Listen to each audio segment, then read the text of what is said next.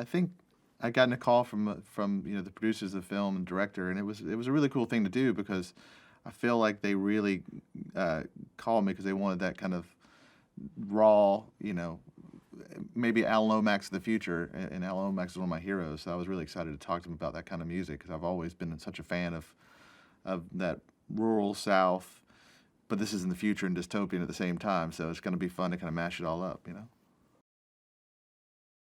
Suzanne Collins, the writer, has been probably the most brilliant person I've ever talked to in my life. Just an absolute hero. When I talk to her, she puts me in this world. She tells me, kind of every single detail and the feel and the sound and the inspiration for the songs. So it's going to be fun to take all this history of maybe British Isles music and Southern music and mash it all together in this dystopian way in this future and kind of keep it raw and rugged, and it just sounds like a fun thing to do, to kind of find a sound that isn't a sound that's been had before, and really find Lucy Gray's voice as well, The music producer it's different all the time, and in this case, it's kind of finding the sound of Lucy Gray in the Covey. It's finding their sound, and so it's casting the right players. I'm having this incredible group of people come down and play on it. There's a girl, Molly Tuttle, who I'm a big fan of.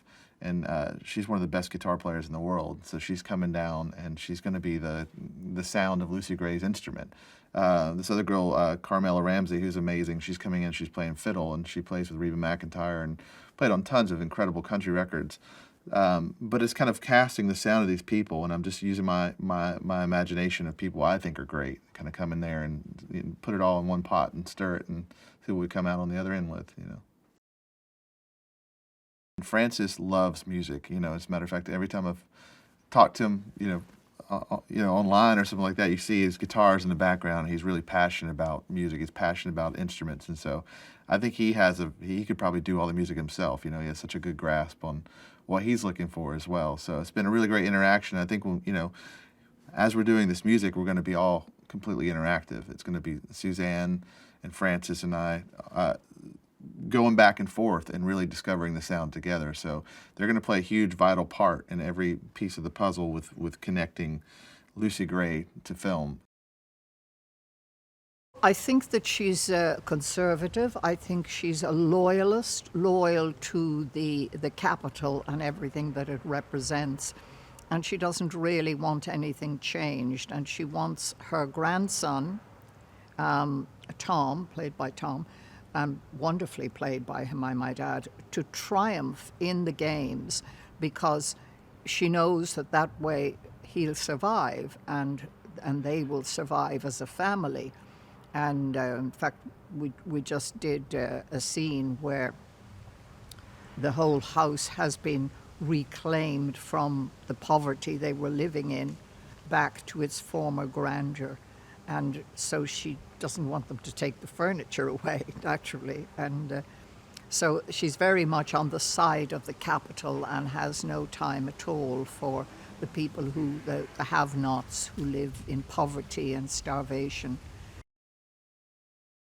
It's set, the beginning of the story is set in a time when they have very little, and it's all been taken away from them.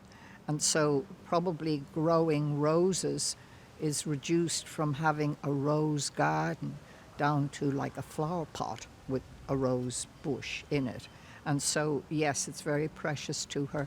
And when she gives him the rose, it symbolizes everything that they used to be and that they can be again, she hopes. We went through a lot of trials of turbans. She's a turban woman. And but we tried turbans, and then we tried hats, and then this was the final pièce de résistance, I should say. And it's perfect for her, and it's perfect for the outfit. And I think it balances the outfit in a way that gives me enough, enough strangeness, and you don't quite know whether you should take her seriously, but when she stands up and sings the anthem with her hand on her heart, you know where her loyalties lie. The people who designed and made the outfits, and they made 2 outfits for me, are just, I mean, there's a woman locally who did all the embroidery, hand embroidered these flowers onto the outfit, and just a fabulous team of designers. When I first started to talk to Suzanne about this story, she wasn't even quite finished writing the book yet. And she was telling me that there's a big music element in the story. I was sort of surprised, and we were having quite a long conversation, and she gave me sort of a bit of her own history, and that she's quite a country music aficionado, is actually, I think, a country music DJ, she told me at one point, and has a really deep knowledge of country music, and especially sort of older country music, and the history of it and where it came from, and the sort of the ballads from Scotland and England and Ireland. I sort of became kind of obsessed with that, genre of country music, or sort of subgenre of country music. And so then once I had read the book and we started to work on the screenplay, it was sort of time to figure out who's going to help us kind of bring these songs to life. We already had the lyrics from the book. Suzanne, with her knowledge of country music, sort of already knew generally the kinds of songs that she, loved, that she was kind of thinking of, that were, references for her. And we met with Dave Cobb. He was recommended to us by Lionsgate, and he had done such a great job on Star is Born, and we had a great Zoom with him, and he's just a really great guy, really nice, really talented, really friendly, really connected, based out of Nashville, and really connected to a bunch of great musicians there too. And so we just had lots of conversations. I would have conversations about what the scenes were going to be like in the movie, and sort of tonally what I was looking for. And Suzanne talked a lot about the sort of history references for her, for the lyrics and the kinds of songs she was thinking about. And he ended up writing, the melodies and the sort of the chord and song structures for these songs, and then brought together this great group of, I think, primarily Nashville-based musicians, to put these songs together. And it was just a really fun, fantastic process. One of the fun things about this movie in general, and this story, the book even that Suzanne wrote, is you get to see sort of the origin of a lot of elements of the stories that we already, know and love. You see somewhat really the beginning of the games, the origins of the cornucopia. Clearly, it's the origin story of Coriolanus Snow.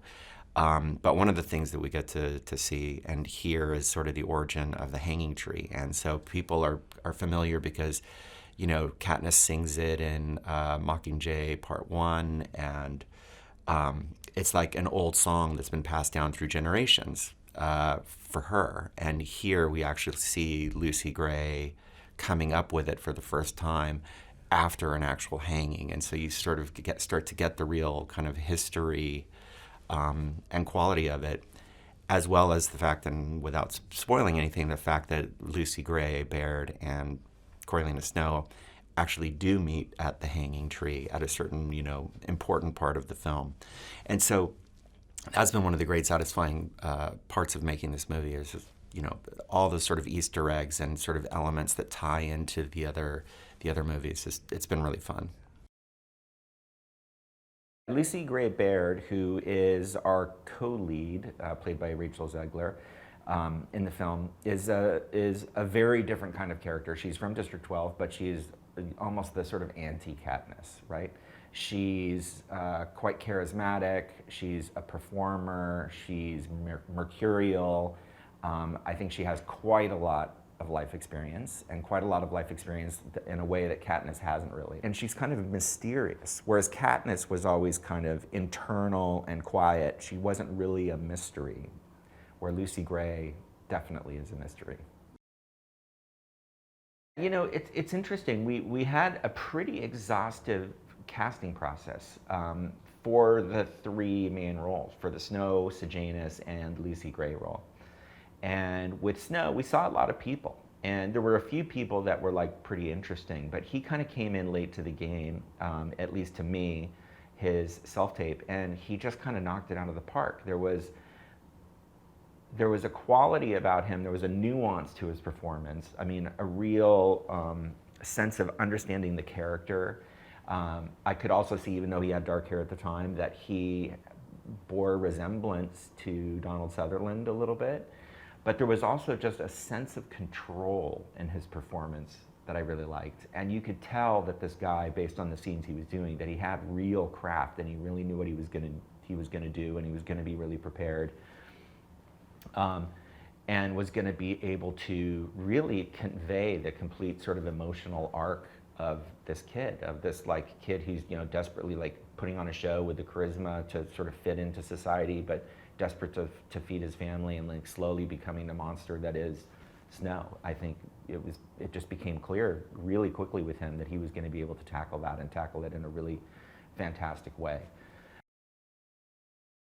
I love Viola Davis. I love her work. I think she's one of the best actors, you know, living now, if not one of the best actors of all time. And so I really, really admire her. And there's a project that I've been developing that she's a part of that we're still trying to figure out. So I had, you know, somewhat of a relationship with her, a bit of one from working on that. And as soon as I thought of, you know, Dr. Gall, I thought Viola would be perfect. And, you know, the only stipulation about the casting of Viola kind of came from Suzanne, which was just that Suzanne had always imagined Gall being much older than Viola is.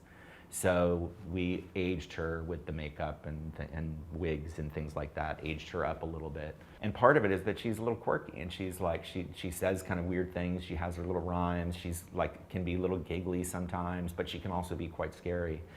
And I remember being a little nervous pitching to her this, but it was the idea that for me, the reference was Willy Wonka. And the original Gene Wilder Willy Wonka, which is there's a sort of a sinister quality that's kind of underneath, but really it's a person who finds joy in the creative ways she's coming up with things. So even if they're horrible things for sort of torture or death or punishment, it's the creative side of it that like keeps her, that she finds fun and enjoyable. And if we can sort of keep that feeling alive, I think we'll make a character that's really unique. What's really fun is sometimes when you're developing these stories and you're working on scripts and you have these scenes, specifically early in the movie, where somebody's giving a big speech, you know, you debate often about how much exposition you want to sort of spoon feed the audience, and some you need, but it's always really tricky, right? But then you get Peter Dinklage coming in and handling that dialogue, and it just becomes delicious, and he sort of burns through it, and you kind of forget that it's just exposition, and he's just a master at it, and also right out of the gate. So for me as a filmmaker, you know, when you're sort of working against time and you've got a lot to do and a lot of coverage needed, but you have 3 pages of dialogue or some speech or something, to have somebody who can kind of come out of the gate, really know all the dialogue, but also have the performance down. One of the fun things about the book that I sort of felt immediately was that, you know, there was an opportunity to sort of show how the Capitol works and how the games worked at a very early age. And one of the things, or at a very early state. And one of the things that was very clear is that the games are in a very sort of early, rudimentary state. And that there's an arena, there's a wall, these, you know, there's weapons in the middle, they go in, and, you know, and my guess is like the games rarely lasted more than like an hour or 2, and it was done. And this is the first time that landscape changes, right? Because bombs go off and kind of open up the arena a little bit, and that changes and makes the games go longer and starts to give people the idea of sort of creating landscapes and things. When we started shooting some of the sequences and some of the deaths in the games, I suddenly felt that it does feel like the Hunger Games, which is good, but it feels very different. The characters within the games feel very different. The fact that they're not wearing uniforms feels very different and makes everybody more sort of individualistic and specific. I think Tigris is extremely creative and resourceful. I think she's probably one of those people who knew from a very young age, like what she was good at and like what she was able to offer to the world. And unfortunately, due to like the Snow family's circumstances, I think she had to get really creative with how she lived like her creative life, and which I think is like making clothes. I think like in her heart she's a fashion designer, you know, and that's like her big love next to her family. I think she's super family oriented as well. They're cousins and like bloodline and whatever.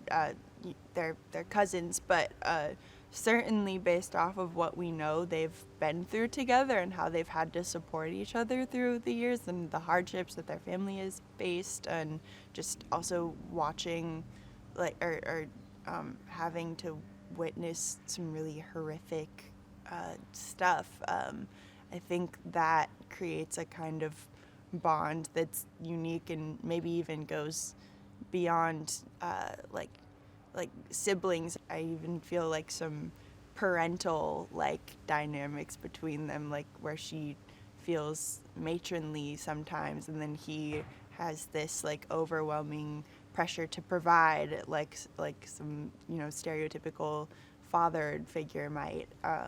So it's like a lot of dynamics on top of each other, I think.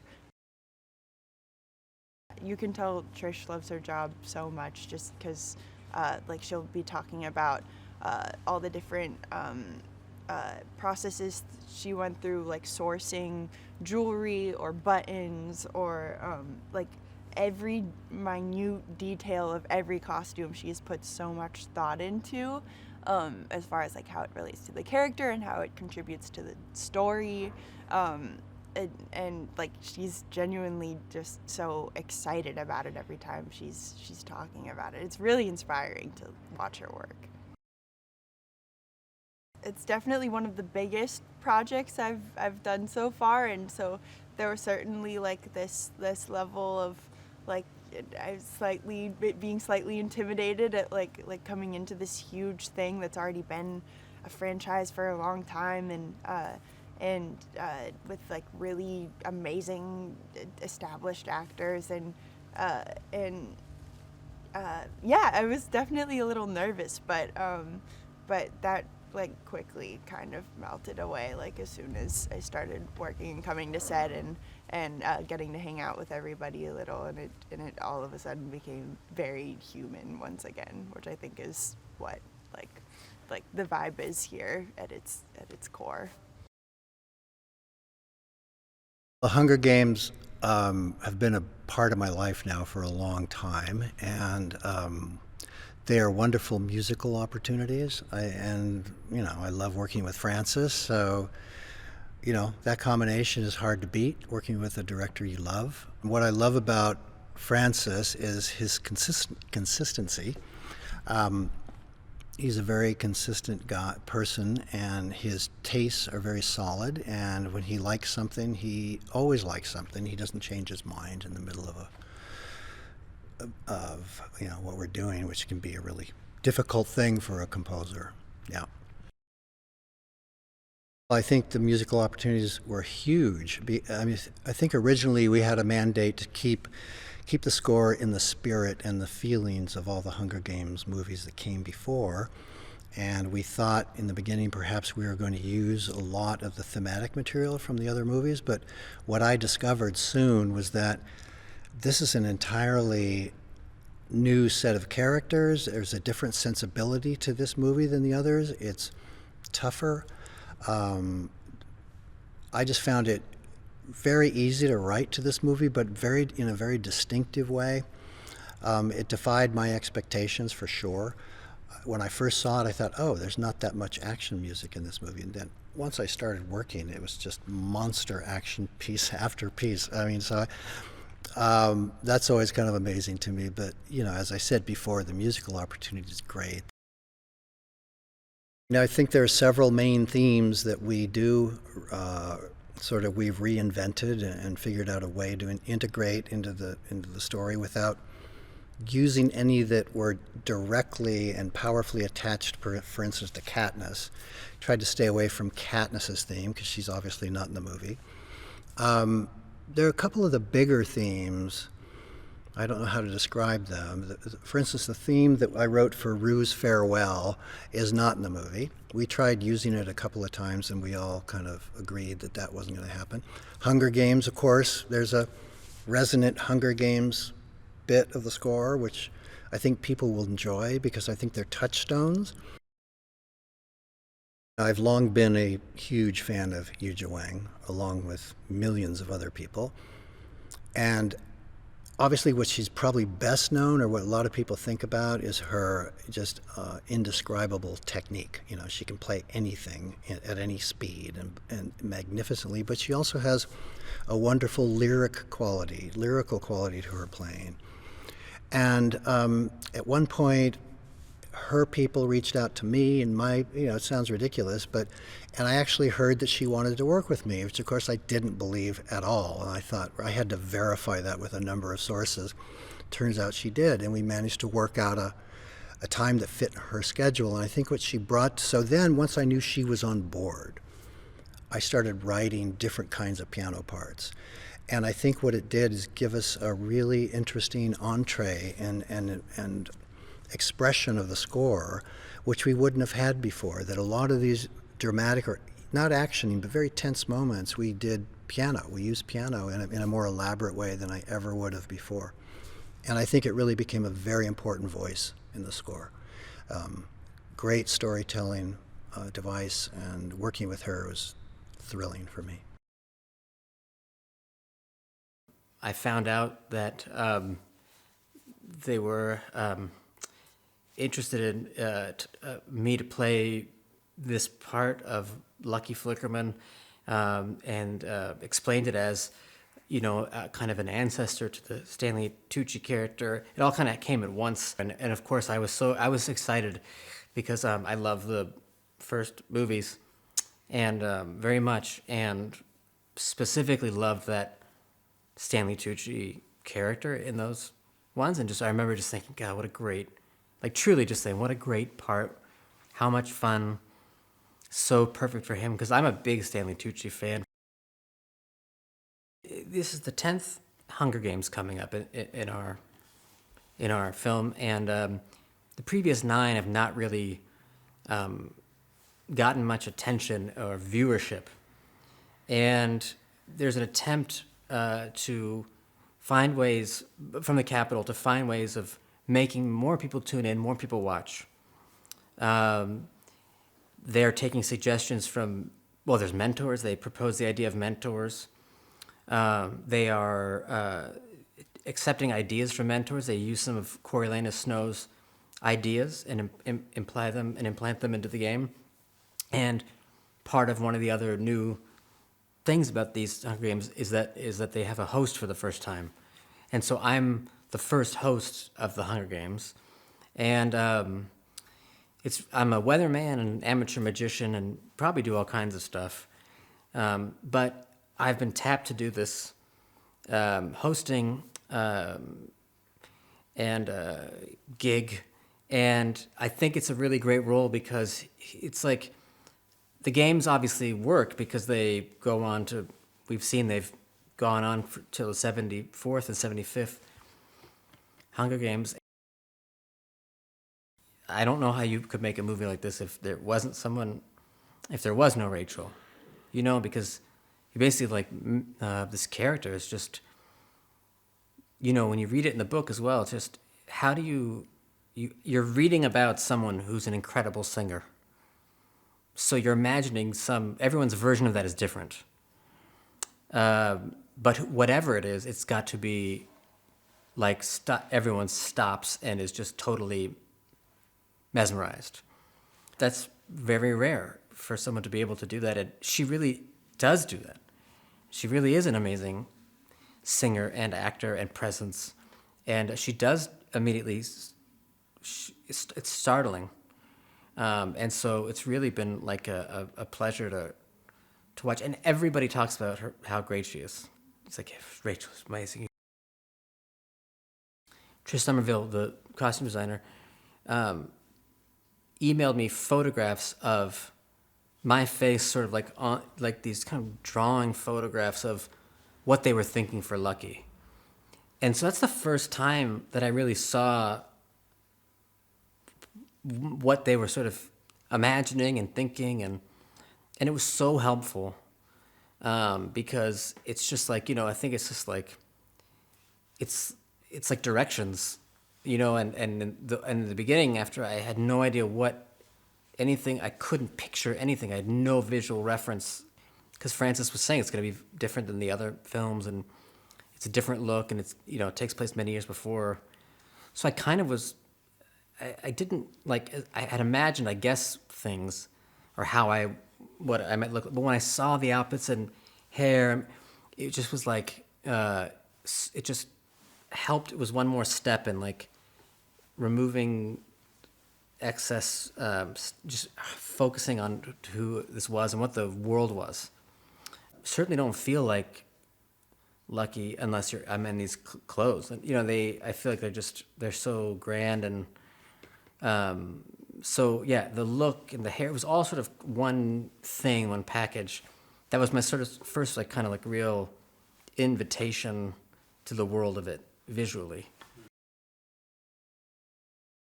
He's from districts, and he's just a guy who in this story is like perpetually homesick. Like he would always rather be home, or he's mourning his past life, kind of always.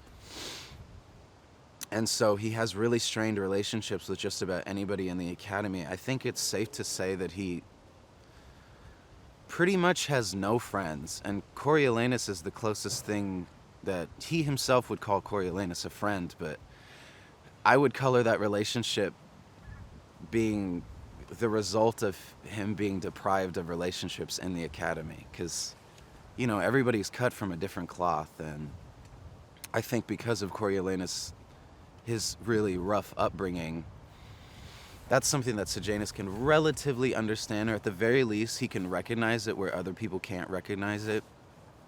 So that becomes like a connection that he kind of latches onto. It's like a chosen brothership, I think, from Sejanus's perspective, for sure. Because, he's searching for a place to call home. He mentions several times that he just can't live in the capital. It's going to drive him insane. So he's searching for anything that feels like home, which I think Coriolanus is the nearest thing that he's found. And as far as District 2 goes, Marcus treats him like an enemy, and I think he can safely assume that just about anybody in District 2 might as well. So, he goes with Coriolanus to District 12. He wants to help him find his girl. Like, he's just really trying to be like a bro, like a real good pal. And yeah, I think really, what do you call it? Like, become salt of the earth kind of person. Tom's a very intellectual person, a very intellectual actor, and he's a really fun person to have like a conversation with about where intention comes from, and it's sort of the more technical aspects about acting, where you have a scene and then you talk about intention and objective and what does this mean? Like, why do you say this? Like, why do you choose to say this sentence? Like, it's a lot of fun to act with Tom.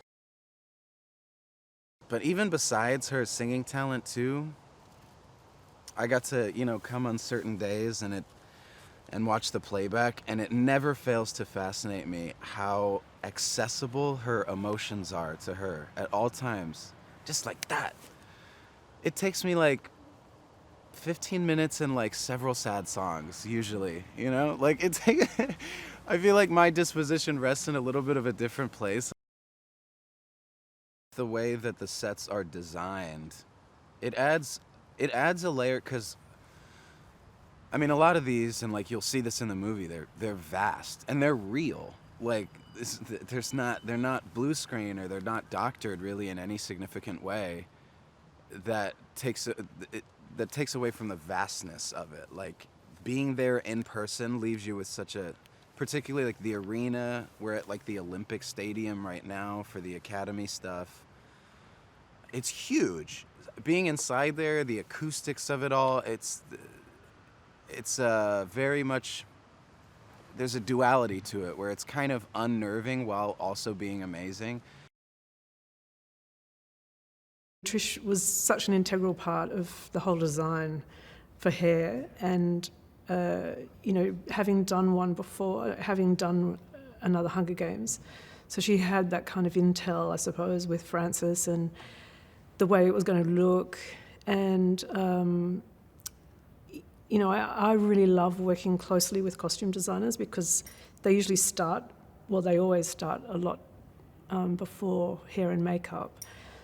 So they have a bit of a handle on, how characters are developing, and so, hopefully give hair and makeup a lot more kind of influence that way. So Coriolanus is an interesting character. He's the younger version of Donald Sutherland. So Tom's very dark-haired, so we needed to make him lighter. And he was this young, kind of careless, wayward, teenager, I suppose, excited by the games, falls in love with Lucy. It was really nice to have him like a little loose and a little carefree to begin with, and then he goes through his buzz cut. When he becomes a recruit, so then we had to bleach Tom's hair probably every 10 days to maintain the colour, which was a real challenge because he's in every scene, and so it was really difficult, getting time with him to be able to bleach for an hour and a half or however long it took. And then the final sequence is, months later, and he is at university, and so we gave him like a 1940s style look, still incorporating some of the curl in his hair, but making him look a little more grown up, a little more polished. Each district has a different attribute, whether it be fishing or mining. So we kind of gave them a little feel of each district. So Wovey comes from the fabric district, and so there was a lot of buttons and ribbons sewn into her costumes, and so we put buttons and ribbons in her hair. Coral comes from fishing village, so we gave her kind of quite salty, crusty hair. And then some of the actors had very modern haircuts as well, and we didn't have time to have wigs made for them, so we just, accentuated the modernness, I guess, of their style, and rather than forcing something that wouldn't work or, took a lot of time to kind of develop. So it was just nice being able to bring out their own personality with their own style, into the character.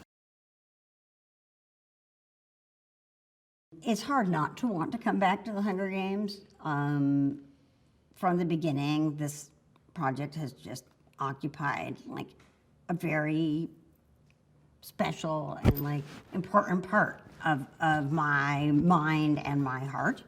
But the chance to come back and get to collaborate closely with Suzanne on the script, work again with Michael Arndt, newly with Mike Leslie, and to have Frances, as my partner. That was something I didn't think I'd ever get to come back to that because we really didn't know that there would be more. We hoped maybe Suzanne would write more books, but we really didn't know until we got the phone call. Well, watching Rachel sing on set was something where I would get chills or just sit there sort of stunned, especially because she mostly chose to sing live, which is really rare. Usually you lay down a track of, your actor, and then they lip sync or they maybe sing softly along, but they don't bring it every time because that would be exhausting. She brought it every time, and it would just leave you like stock still, sort of staring, unable to take your eyes off of her, unable to believe that this voice can come out of this tiny little person. In Tom, we found an actor who has incredible restraint in his performance. His training, you know, having this sort of student of theater, of acting, of performance, and seeing how much he really relies on and like laser locks into his scene partner. Tom also brought, say, on the one hand, you know, a great seriousness to his craft without being a person who takes himself too seriously. He really, I think, you know, conjures a lot of Donald Sutherland. You believe that that young man could grow up to be Donald Sutherland, but not in a way that feels like an impersonation. It is like an internal sort of channeling of Donald Sutherland. And Viola was always Frances and my first choice. I think he mentioned her early on, and I was like, yeah, that's it. Like, we can't do better. Before she read the script, when we were sending it to her, Frances reached out and was like, you know, this character, she's on the wacky side. You know, she is a great villain, but she's also quite eccentric. She has just such range and intensity, and she is just so much fun to watch. You cannot take your eyes off her. Even on set, when you're watching somebody deliver the same line over and over again from different angles, you still can't take your eyes off of her. Hunter is, you know, we really wanted her. We really hoped that she would be able to do it. She just has a very glamorous quality. And then you meet her, and she is, in fact, so down to earth, so sweet, humble, kind, and she channels those qualities, you know, in Tigris. You see and believe in Tigris that this is a person who is still trying to find like light in the dark, brightness in the struggle, to see the good in people, and her capacity for that, her capacity to, on the one hand, say, be trying to mentor and guide and protect Snow from his worst instincts. She was a joy to watch. She was, say, really lovely to be with. And I can't imagine anybody else playing Tigris. What is exciting right now for us, too, is that Suzanne, who obviously has been integrally involved from the beginning, from the moment she entrusted me with her books, you know, I have always felt that, like, her voice, she is my North Star. What I try my best to understand what inspires her, what mattered to her, why she wrote what she wrote, and then to make sure that those things make it into the movie in a way that she feels fully expresses the ideas and emotions that she was exploring. The fact that she's seen the finished movie now and is so pleased with it, so proud of it, feels such, you know, such a connection to it as a rightful adaptation of her work. And the hope that by doing right by her, we do right by all of the fans of the Hunger Games, whether they are fans of the original movies or whether they came to the original movies later, or whether they may even go see this movie first and then decide they're curious to see the other movies if they haven't already. I'm incredibly excited for that. Fan of Francis Lawrence from his early music video work. I think he's really original, and the way he shoots is it's quite riveting. And I'm a huge fan of the genres that he started out in with Constantine and I Am Legend. I love that stuff. So, in talking to him, really. Because that's important to me, especially as I get older. It's sort of who you put your trust in as a director. And the script was great. I watched the other films. Highbottom, he's a brilliant man, but he realizes he's made a terrible mistake. It's sort of like he didn't think through the consequences of it. He didn't fully understand or think about the consequences of his creation. Tom is extraordinary. I've been fortunate enough to work with a lot of young, I wouldn't say young, he's in his 20s, but he's extraordinary. He has a real capacity to listen and not,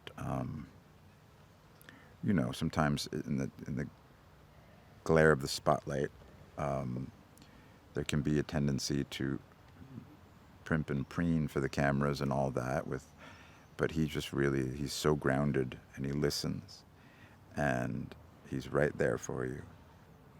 You can't just get anybody to fill Donald Sutherland's shoes as a young man. And he also strikingly looks a little like Donald Sutherland too. And Donald Sutherland is one of my favorite actors of all time. So, there's a big shoes to fill. Viola Davis, the legend. Yeah, wow. I just sort of, I was always nervous that I was going to forget my off-camera line because I was just watching her when she was on camera and then I would, oh right, I'm just because I was in such awe of her. She's so watchable, she's so good. She's such a power, and so nice to work with. I've always been a huge Hunger Games fan. Catching Fire is one of my favorite movies of all time, as well as my favorite of the original trilogy when it came to the books. And so when Suzanne was coming out with a new book that had to do with the subject matter of Hunger Games, I was so excited. The Hunger Games kind of started that era of Divergent and Shadowhunters, Suzanne was the first to write this young woman who was anti-establishment, anti-government, and really standing up for what's right in a very unconventional way, without an air of sweetness or even there was nothing cordial about her either. She was very rough around the edges, and it was amazing to read that. Lucy Gray is such a compelling character, and she's kind of a breeding ground for what Katniss becomes 65 years later. The word that comes to mind is mercurial. You never know what you're going to get with her, and I think what's so amazing about this story, whether you're reading the book or when you're watching our film, is that you can never really tell whose side she's on. And the way I approached her was that she's always on her side, her own side, her family, her friends, herself. And I think that's why her relationship with Coriolanus is so interesting, is because she starts to see what it's like to put someone else's needs before your own, and she's loving with her whole heart, but when she starts to see traits in him that she may not find trustworthy, she has to put herself first and make those decisions. Suzanne had an idea of all of the songs. She had written all of the lyrics. All of those lyrics are still true to the book. She had an idea for the tempo and what she thought all of the songs would sound like. They're very folk, country, Appalachian music. It's all very much, there's a mandolin and a bass and a guitar, and a violin, and that's really how the Covey operate as a band. And we worked with Dave Cobb, who did the music for A Star Is Born, but also wrote and produced and worked with so many country artists, worked with John Prine and Dolly Parton and so many people. So we were in the best of hands. And when I got all of the scratch recordings for the music, I just fell in love and was like, we got this part right for sure. Because it's one thing that you're really nervous about when you're making a movie that has music in it, is all original music. Tom is such a goofy guy, which I love. I mean, that's so important, because when you're doing heavy subject matter, which this is, so from time to time it gets very heavy, or even when you're just having a light day where you don't have to say anything, or the first day that Tom and I had together working on camera was the explosion in the arena, where the arena gets, exploded into a billion pieces, and we were being attacked with air machines and sound machines that just made it look like it was actually exploding in our faces. And I have never laughed so hard in my life. It's like supposed to be this terrifying scene, and then the second we yelled cut, Tom and I were just having so much fun with one another. He's very, very goofy and fun, and at the same time has such a respect for an actor's process, and he has his own. Josh came in and they immediately knew what they wanted to do with the character, and that's his power as an actor. He has a knack for nuance and subtlety, and at the same time he's so in tune with those emotions that come from complex characters like Sejanus, like Gino when we did West Side Story, and he wears his heart on his sleeve as Sejanus, and that's a really beautiful thing. The Hunger Games are pretty creative makeup-wise, and I really wanted to work with Trish, the costume designer, and Frances. So once I talked to Trish and kind of got her insight on what the film was going to be, I was really excited. It definitely opened up possibilities, and Frances talked to us early on about the look of the film, and he wanted it to be really gritty and dark and dirty, and then there's just so many different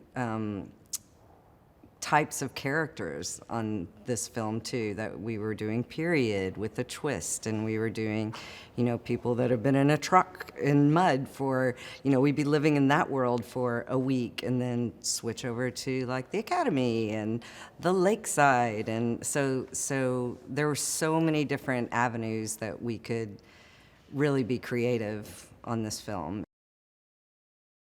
Lucy, she has quite a few looks on this, weirdly enough. And we started with the games, so we had a lot of, it was just her dirty and sweaty the whole time.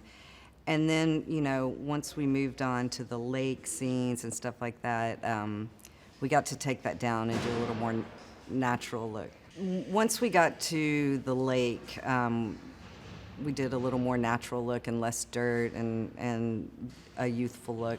But we also got to do some really fun looks for the Hob. She had 2 different performance looks, and then the Reaping Day too. Most of the people in District 12 were always really dirty and covered in coal, and so except for on the Reaping Day, it was as if they cleaned themselves up. And for me, I looked at Lucy like that was almost her performance. She knew what she was doing. So I gave her more of a look that day. The funny thing about that is, since we started with the games, I had to do that look on her first off camera and take it back to what it would have worn down to during the games. So that was interesting to do it that way. But then the Hob also, her 2 performance looks were quite fun to do. The thing about makeup in District 12, and I talked to Frances about this,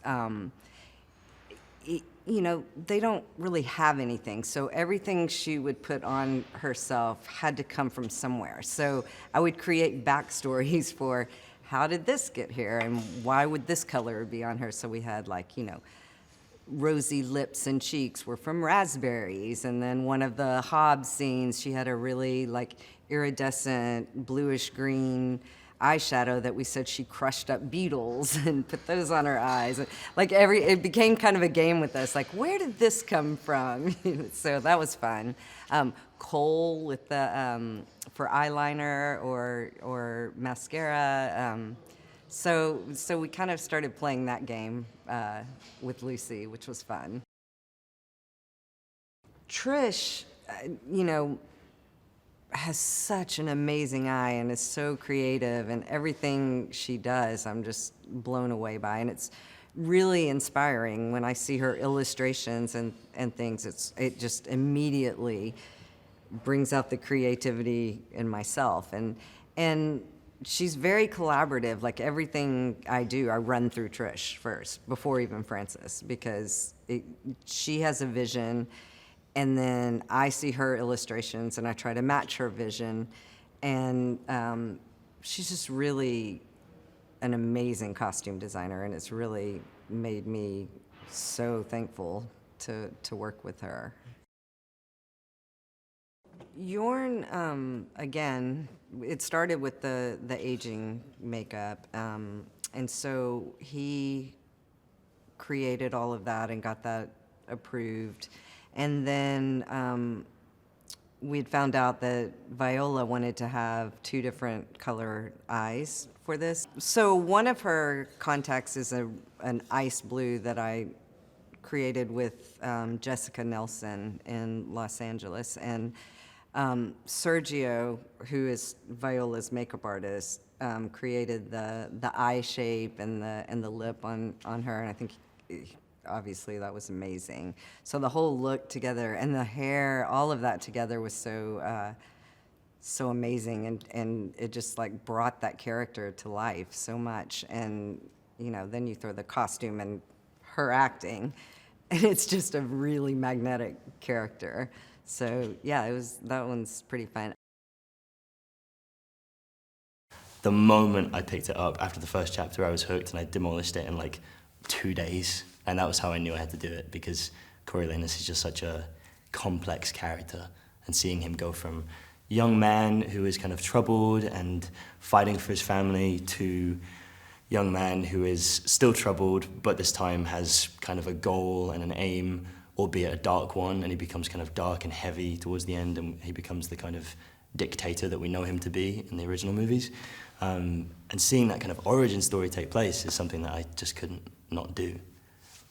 A big part of what we first talked about, Francis and I, was what makes Corio tick to begin with, and a lot of that was to do with his ambition for his family. And although he's an ambitious person later on, most of his ambition to kind of fight and become the kind of person who will do anything, do whatever it takes to win, is mostly stemming from his family's needs. And the film begins with his family at like the precipice of like serious hunger. And he will do whatever it takes to get them out of that place.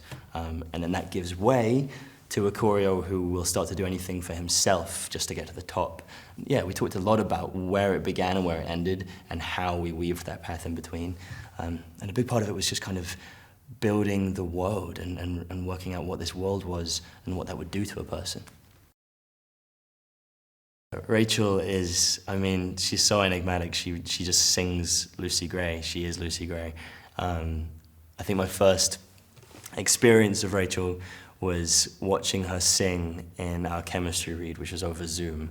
And I sat there and, Zoom doesn't really give you much emotional feedback, but I sat there and I ended up crying just watching her sing, because she has this kind of incredible life in her when she sings, which I've really not seen in many other actors before. We've become really good friends. And yeah, it's very easy to fall in love with Rachel. She's very charming. She brings a lot of kind of raw, fiery energy to what she does, which is exactly what Lucy Gray needs. So it's been a pure joy. I remember Viola and Francis describing Dr. Gaul as like a Willy Wonka, kind of, a chocolate factory type villain. She's someone who's like, she's so interested in pain and torture and all these kind of horrible things, but she does it with delight. And so what Viola has brought to it is this kind of constant playfulness and experimenting, and the way she works, she's always trying something, and then if that doesn't work, she tries something else, and it just feels like she's got this big toolkit that she's just pulling things out of. And as an actor playing with her, you're just kind of like dodging what she throws and then throwing things back, and vice versa, and it just feels so rich at all times. And she's great. She's great. I don't think she knows it, but she's kind of a genius. She is so fresh every time. Every take is just the kind of like raw, like interior energy just kind of bubbling out. And so you'll be sat opposite her in a scene and she'll just like, it's so natural. It's so natural at all times, and so light and buoyant, and it's beautiful. It's been very easy to kind of play cousins and people who know each other intimately, because she's just like an open book, and she's a beautiful actor. She plays Tigris with this kind of this lightness and this savviness at the same time, which shouldn't really work, but it does. I think audiences will be very grateful to get to glimpse into the kind of origin of what made the Hunger Games what they are. I know watching the original movies, always felt like, how did they end up here?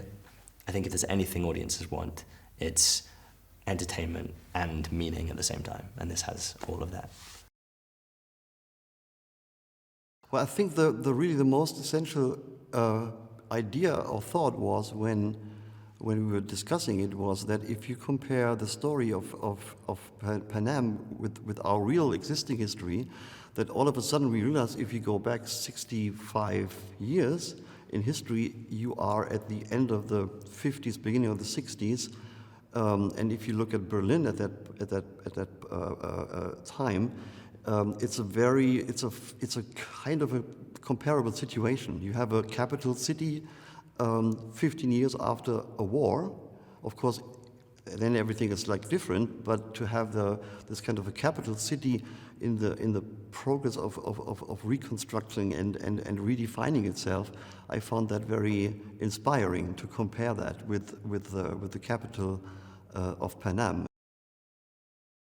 In the very beginning, we thought we might have to build something, for that scene or scenes or that part of the story, which is, I don't know, it's a bit too much. And then we found this, and of course, what we needed to do is to turn this kind of, because it's some sort of an event kind of hall, so it's not closed like an arena is supposed to be, right? So we had to come up with a design and to close the whole floor area, so to say, and also turn that into something harsh and brutal and in this case really intimidating, what you need for the arena of the Hunger Games. And then, of course, for practical reasons, we had to cover the entire floor, which gave us the opportunity to come up with some sort of a Panem logo kind of floor design. And then, of course, we had to come up with all the big, debris and rubble pieces for everything afterwards, the bombing, which became almost like bigger pieces than everything we've built in as for the set. So it became like a huge construction thing.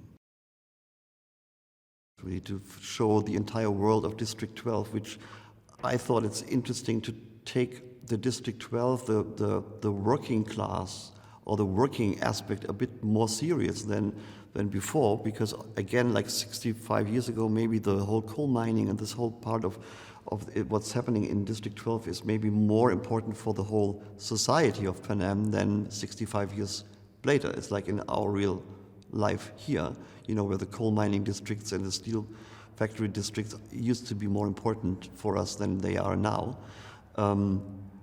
So we wanted to create or to put everything, like the whole District 12 kind of world, like almost like inside a factory. So you never know, are you on a street, or is the street part of the factory, or is the whole thing a factory?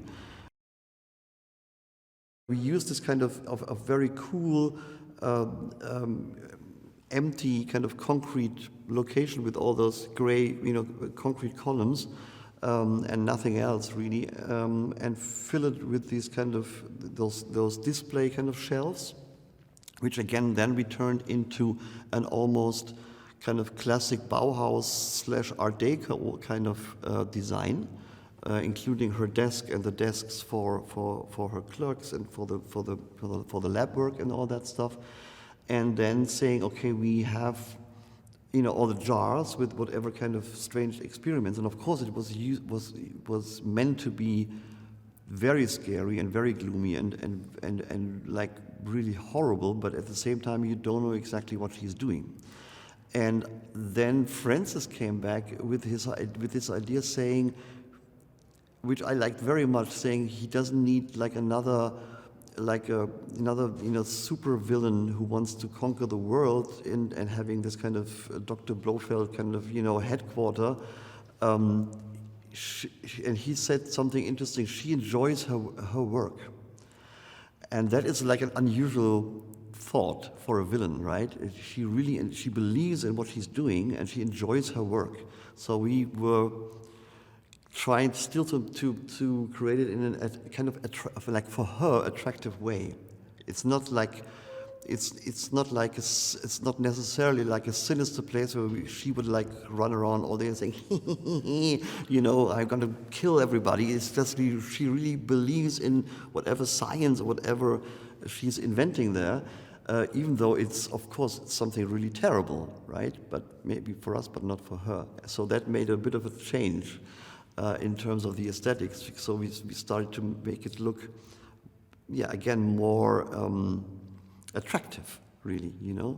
And then, of course, we had to think about how we can fill all those jars. And we had our prosthetics and creature effect department designing, I think, 6 little creatures, which were like mixed combinations of animal bodies in kind of gruesome way.